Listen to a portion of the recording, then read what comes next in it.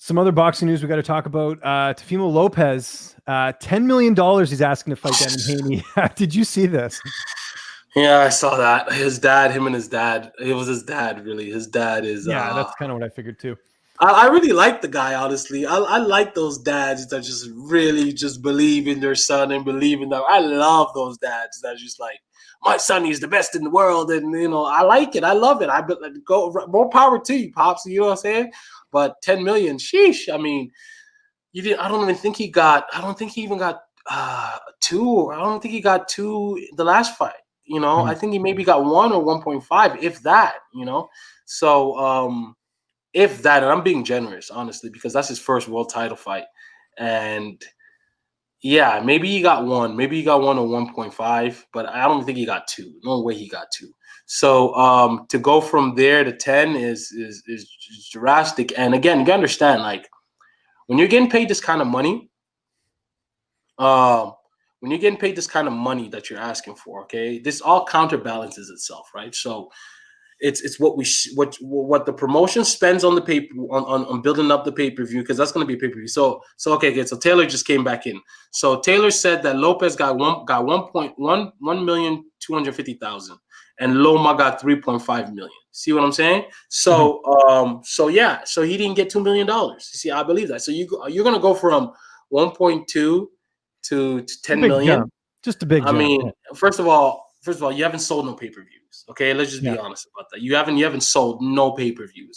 Can you sell some pay-per-views first? Can you sell a pay-per-view first? Because I don't think, was that Loma fight a pay-per-view, or that was on TV. See what I'm saying? Yeah. Like, he hasn't even fought on pay-per-view. So it's like, this all has to counterbalance itself. If I'm spending $10 million, right? If you're spending $10 million and I'm giving you $10 million, then I know that I'm going to make X amount because you're going to sell the pay-per-views. But I can't give you 10 million if you can't sell a pay-per-view. You and Devin can't sell 1 million buys.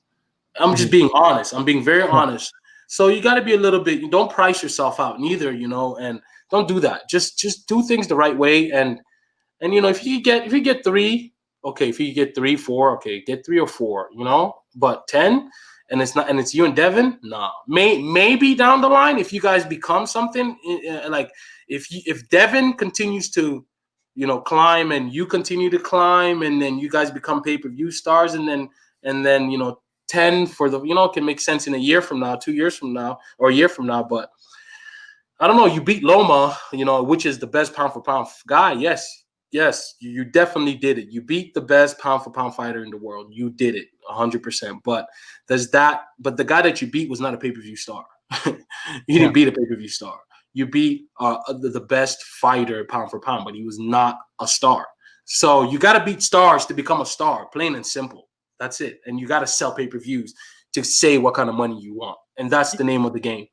I was going to say, it's not enough just to be good in the ring in this case. Good examples in MMA with Stipe Miocic, that comes to mind, right? Great champion, probably one of the best heavyweights of all time, but the guy just does not get people like you look at even the views on his interviews and stuff. It's just people don't gravitate towards it. It's got to be the total package. It's got to be the entertainment side of it as well, where if you're going to go out there and you're going to demand that type of money, look, everyone wants to see everyone get paid, but there's got to be the viewership for it, and you got to get people interested. And that's why like a Conor McGregor can get what he's getting as opposed to other people, right? So he's going to carry that pay-per-view. It's the incentives. Exactly. It's like, can you sell these pay-per-views?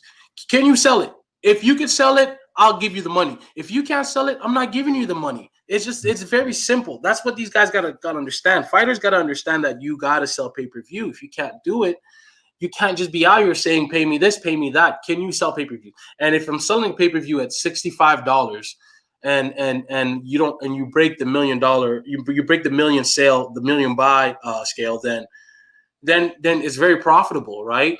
Just 65 million, you're generating at that point off of pay-per-view sales. So if I pay, you're worth 10 million. If you're going to make me 65 million back on pay-per-view buys alone, you're worth me paying you 10 million. You know what I'm saying? But you're not worth 10 million if you can't sell 200,000, 300,000 pay-per-views. And honestly, what would a Devin Haney versus Garcia, or Devin Haney versus what's the young man we're talking about, Lopez, do? You think that doesn't sell more than 300,000? That doesn't sell. I don't even think. And that Errol Spence versus Danny Garcia. What did that do last week?